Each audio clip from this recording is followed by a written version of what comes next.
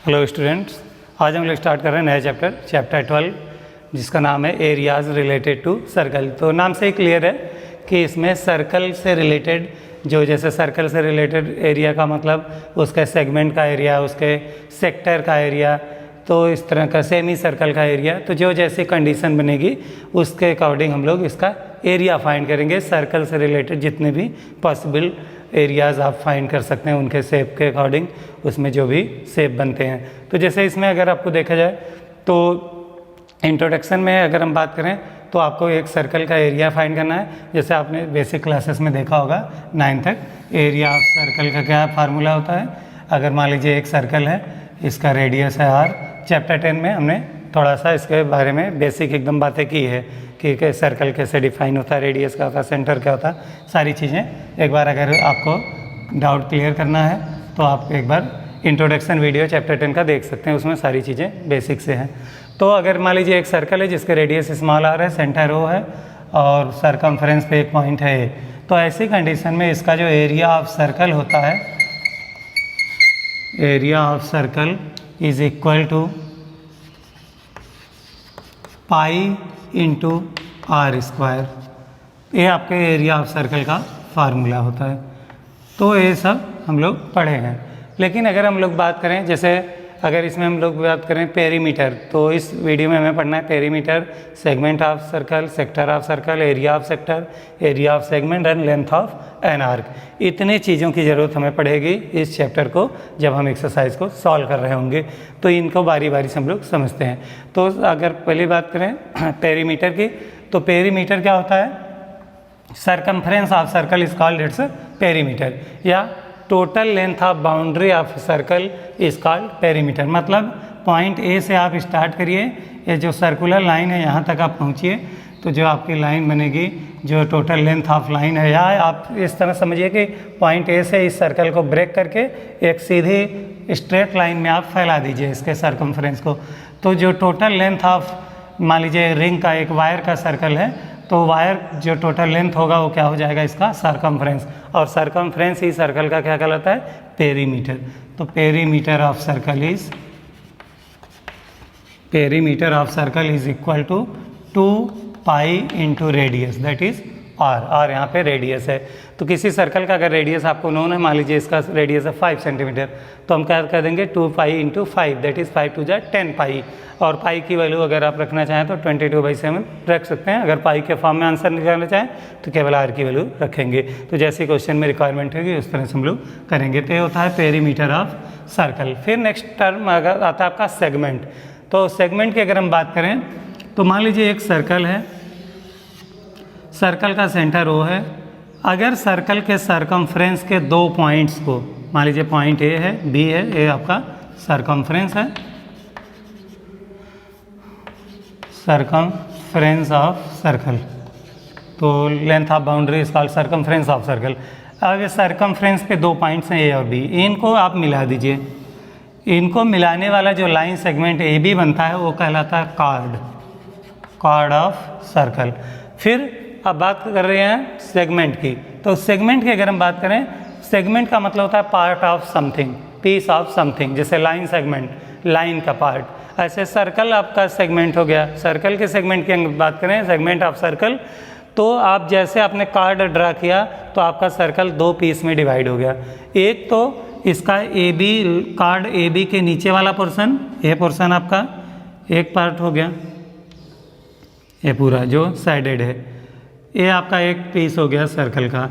इसके बाद इसके लाइन के ऊपर भी एक पार्ट है सर्कल का, मान लीजिए इसको एक लाइन से ड्रा करके दिखा दें, ठीक है। अब ये आपका सर्कल 2 पार्ट में डिवाइड होगा, एक शेडेड सर्कल, एक जो लाइनिंग वाला सर्कल है, 2 पीस में डिवाइड हो गया। इन दोनों पीस को बोलते हैं सेगमेंट ऑफ सर्कल। तो ये आपका पोर्शन जो AB, मान लीजिए यहाँ पर कोई पॉइंट नाम दे दीजिए P, APB या ABP, ये पूरा जो शेडेड रीजन है ये क्या है, सेगमेंट। और A भी सेगमेंट है, अपर वाला पोर्शन, ये भी आपका सेगमेंट ही है। बस अब इनको क्या कहेंगे, जो छोटा वाला पार्ट है जिसमें सेंटर ऑफ सर्कल नहीं है, जो स्मॉलेस्ट पार्ट है, स्मॉलर पार्ट है, उसको बोलते हैं हम लोग माइनर सेगमेंट। ठीक है, माइनर सेगमेंट, माइनर का मतलब होता है मिनिमम कंपेरेटिवली इससे जो छोटा वाला पार्ट है, इसको बोलते हैं माइनर सेगमेंट। अब इस जो बड़ा वाला पार्ट है जिसमें सेंटर भी इंक्लूडेड है और फिगर में आप देख भी सकते हैं कि बड़ा वाला पार्ट है, तो जो वहाँ क्लियर है, तो इसको हम लोग बोलते हैं मेजर सेगमेंट, मेजर सेगमेंट। तो अगर सर्कल का जो मैक्सिमम पोर्शन होगा, मैक्सिमम पार्ट होगा, ग्रेटर पार्ट होगा मेजर सेगमेंट, और स्मॉलर पार्ट क्या कहलाता है, माइनर सेगमेंट। ये तो हो गया सेगमेंट की बात। आते हैं हम लोग सेक्टर पे। अब सेक्टर ऑफ सर्कल क्या होता है उसको देखते हैं हम लोग। सपोज करिए एक सर्कल है जिसका सेंटर O है, फिर यहाँ पे आपने एक कार्ड ड्रा किया AB, फिर इस कार्ड जो ड्रा किया आपने AB, पॉइंट A से रेडियस को, सेंटर को मिला दीजिए, R बनेगा। फिर पॉइंट O से B को मिला दीजिए, रेडियस बनेगा R। यहाँ पे कुछ एंगल बनेगा थीटा। ठीक है, अब ये आपका सपोज करिए AB यहाँ से हम लोग हटा दें। अब भी तो सर्कल आपका दो पार्ट में डिवाइड हो गया। देखिए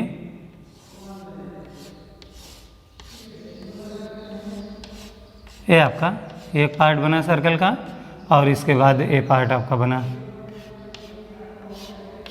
सेंटर से अगर सरकमफ्रेंस पे दो रेडियस को हम इंक्लूड करें और एक आर्क AB को इंक्लूड करें, आर्क AB, आर्क बोलते हैं किसको, पीस ऑफ सरकमफ्रेंस। A से यहाँ तक B तक, मान लीजिए यहाँ पॉइंट P नाम दे दें, तो APB, ये पूरा लाइन सेगमेंट जो है आपका सर्कुलर जो रीजन है, सरकमफ्रेंस का जो पार्ट है, वो क्या कहलाता है, आर्क। ये हो जाएगा आर्क, आर्क ऑफ सर्कल। तो अगर किसी सर्कल के दो रेडियस और आर्क के बीच में जो रीजन बनता है वो क्या कहलाता है, सेक्टर। ये आपका कहलाएगा सेक्टर। अगर आपके किसी सर्कल में दो रेडियस, पार्ट ऑफ सर्कल में दो रेडियस और एक आर्क इंक्लूडेड है तो सेक्टर ऑफ सर्कल कहलाएगा। अगर किसी सर्कल के केवल कार्ड से आप डिवाइड कर रहे हैं सर्कल को दो पार्ट में, तो कार्ड के नीचे वाला पोर्शन माइनर सेगमेंट, जो स्मॉलर पोर्शन, कार्ड के ऊपर जो ग्रेटर पोर्शन जिसमें सेंटर भी होगा वो मेजर सेगमेंट कहलाता है। लेकिन अगर जो आपका सेगमेंट बनता है वो कि आर्क और कार्ड के बीच बनता है, एक कार्ड AB है, एक आर्क AB है, आर्क और कार्ड के बीच बनता है आपका सेगमेंट, और दो रेडियस और एक आर्क के बीच बनता है आपका सेक्टर। अब सेक्टर में भी दो पार्ट हैं, एक तो स्मॉलर सेक्टर, दूसरा ग्रेटर सेक्टर। स्मॉलर सेक्टर को बोलते हैं माइनर सेक्टर, जो छोटा पार्ट होगा सेक्टर का उसको बोलते हैं माइनर सेक्टर, और जो बड़ा पार्ट होगा उसको बोलते हैं मेजर सेक्टर। ये आपके सेक्टर हो गया। फिर हम लोग सेगमेंट, सेक्टर की बात होगी। अब आप निकालना है जो आपका मेन टॉपिक आपको पढ़ना है, एरिया ऑफ सेक्टर। यहाँ से आपका टॉपिक स्टार्ट होगा क्वेश्चन में, जब आपको क्वेश्चन पूछा जाएगा 11.2 में। 11.1 में तो perimeter of circle, area of circle का कॉन्सेप्ट आपको यूज़ करना है, लेकिन 11.2 जब आप पढ़ेंगे तो उसमें area of sector and area of segment आपको पढ़ना है। तो अगर हम लोग एरिया ऑफ सेक्टर की बात करें, तो एरिया ऑफ सेक्टर की अगर हम बात करें तो मान लीजिए जो आपने यहाँ दो रेडियस बनाया, इन दोनों रेडियस के बीच में कुछ एंगल बनेगा, मान लीजिए उसका नाम दे दें हम लोग थीटा। तो इस कंडीशन में एरिया ऑफ सेक्टर का जो फार्मूला बनेगा वो होता है एरिया ऑफ सेक्टर। जब तक कि आपको मेजर सेक्टर ना लिखा रहे तब तक क्वेश्चन में होता है एरिया ऑफ सेक्टर का मतलब माइनर सेक्टर की ही बात कर रहा है जिसके थीटा को दिया है। जब अगर स्पेशली लिख के आएगा मेजर सेक्टर निकालिए, तब भी हम लोग क्या करते हैं, area of minor sector, sorry area of complete circle minus area of sector निकालेंगे स्मॉलर को, तो ग्रेटर आ जाएगा, क्योंकि पूरे सर्कल का एरिया निकाल के अगर माइनर सेक्टर का एरिया माइनस कर देंगे तब भी ग्रेटर सेक्टर या मेजर सेक्टर का एरिया निकाल सकते हैं। तो एरिया ऑफ सेक्टर का मतलब होता है स्मॉलर सेक्टर, और यहाँ से इसका फार्मूला होता है theta upon 360 into area of circle, that is pi r square. इस फार्मूले से हम इस शेडेड रीजन, इस सेक्टर का एरिया निकाल सकते हैं।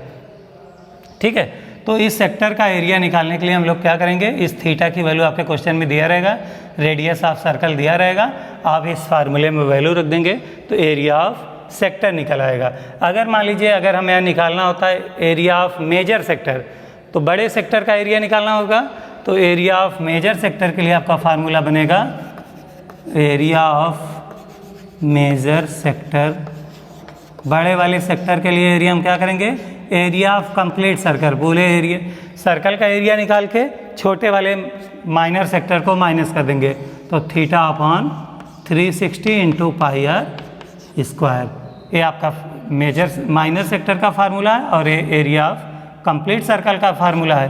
तो यहाँ पे हम लोग क्या करेंगे, आपके एरिया ऑफ सर्कल का निकाल के माइनस कर देंगे एरिया ऑफ माइनर सेक्टर, तो मेजर सेक्टर का एरिया निकालने का ये फार्मूला होता है। फिर आते हैं हम लोग एरिया ऑफ सेगमेंट।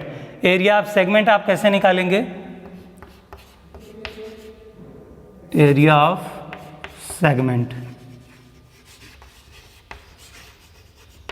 अगर हम एरिया ऑफ सेगमेंट की बात करें तो मान लीजिए कि आपका सेगमेंट बन रहा है दो जगह, इस सेंटर से आप इसको मिला दीजिए, सेंटर से आप दोनों पॉइंट्स को मिला दीजिए कार्ड के। अब यहाँ से रेडियस बनेगा, यहाँ भी रेडियस बनेगा। ऐसे कंडीशन में यहाँ कुछ एंगल बनेगा जिसका नाम हमने थीटा दिया है। तो अब अगर हमें मान लीजिए ए बी के नीचे वाला पोर्शन का एरिया निकालना है, इस शेडेड रीजन का एरिया निकालना है, तो हम करेंगे क्या, ये पूरा sector O A P B, ये पूरा सेक्टर का एरिया निकालेंगे। फाइनली ये तो सेक्टर ही है ना, पूरा ये पूरा सेक्टर ही है। अब इस पूरे सेक्टर का एरिया निकालेंगे और फिर ट्रायंगल ओ ए बी का एरिया माइनस कर देंगे। बचा क्या, एरिया ऑफ सेगमेंट। तो एरिया ऑफ माइनर सेगमेंट की बात हो रही है, जब तक कुछ क्वेश्चन में कहा ना जाए तब तक मतलब होता है माइनर सेगमेंट की बात हो रही है। तो ऐसी कंडीशन में हम लोग करेंगे क्या, एरिया ऑफ सेक्टर निकालेंगे पहले formula, area of minor sector या केवल सिंपली एरिया ऑफ सेक्टर कहिए, area of minor sector minus area of triangle O A B, area of triangle O A B, इस ट्रायंगल का एरिया निकालेंगे। अब जो भी ट्रायंगल, अगर यहाँ 90 डिग्री बन रहा है तो राइट एंगल ट्रायंगल का एरिया का फार्मूला लगाएंगे, इक्विलेटरल ट्रायंगल बन रहा है तो इक्विलेटरल ट्रायंगल का एरिया का फार्मूला लगाएंगे। जो भी ट्रायंगल जिस हिसाब से बनेगा उसका ट्रायंगल का एरिया आप लगा देंगे फार्मूला। उसके बाद पूरे एरिया ऑफ सेक्टर को उस ट्रायंगल का एरिया माइनस कर देंगे। जब इस ट्रायंगल का एरिया माइनस हो जाएगा इस सेक्टर में, बचेगा क्या, माइनर सेगमेंट। तो आपका यहाँ पे एरिया ऑफ सेक्टर क्या होता है, theta upon 360 into pi r square. अगर मान लीजिए राइट एंगल ट्रायंगल है तो half of base into height हो जाएगा, और बेस इंटू हाइट का मतलब ये आपका बेस हो जाएगा, ये हाइट हो जाएगा। तो ये मान लीजिए ए बेस है तो आर है, ए भी आर है तो आर स्क्वायर हो जाएगा। तो वहाँ पे जो जैसी कंडीशन बनेगी, अगर मान लीजिए यही होता इक्विलेटरल ट्रायंगल बनेगा तो √3/4 इंटू साइड का स्क्वायर, तो आर और आर ए तीनों सेम हो जाते हैं। तो जो भी बनेगा एंगल, अगर 60 दिया है तो इक्विलेटरल बनेगा, 90 दिया है तो आपका राइट एंगल ट्रायंगल बनेगा। तो जैसा कंडीशन आपका बनेगा उसके अकॉर्डिंग हम लोग क्या करेंगे, इस एरिया ऑफ सेक्टर को निकाल के एरिया ऑफ ट्रायंगल माइनस कर देंगे तो एरिया ऑफ सेगमेंट निकल जाएगा। तो उसके बाद हम लोग क्वेश्चन को सिंप्लीफाई कर लेंगे। फिर लास्ट पॉइंट आपको पढ़ना है, लेंथ ऑफ एन आर्क। अगर हम लेंथ ऑफ एन आर्क की बात करें, आर्क का मतलब यहाँ ए से लेके बी तक का लंबाई। अगर पूरे लेंथ की बात करें तो लेंथ क्या होता है, पेरीमीटर ऑफ सर्कल। तो टोटल एंगल बनता है थीटा अपॉन 360, जितना एंगल यहाँ बन रहा है और यहाँ से ए से बी तक की लेंथ में चाहिए, तो टोटल लेंथ होती है 2πr।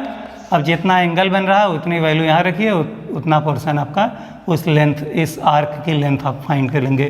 तो लेंथ ऑफ आर्क का फार्मूला होता है theta upon 360 into 2πr। Theta आपके क्वेश्चन में दिया रहेगा, रेडियस दी रहेगी, आप वहाँ से सिंप्लीफाई करके आर्क ए बी की लेंथ बता सकते हैं, इस ए बी की लेंथ कितना होगी। तो इतने कॉन्सेप्ट है जो आपके यूज़ करने हैं चैप्टर 12 में। तो यहाँ से अगर इतना आपको नॉलेज रहेगी, इतना कॉन्सेप्ट आपका क्लियर रहेगा तो सारे क्वेश्चन आप बहुत आसानी से फार्मूला रख के सॉल्व कर लेंगे। अगर फार्मूला याद नहीं है तो क्वेश्चन नहीं आएगा। तो इसमें फार्मूला ही मेन होता है। Thank you.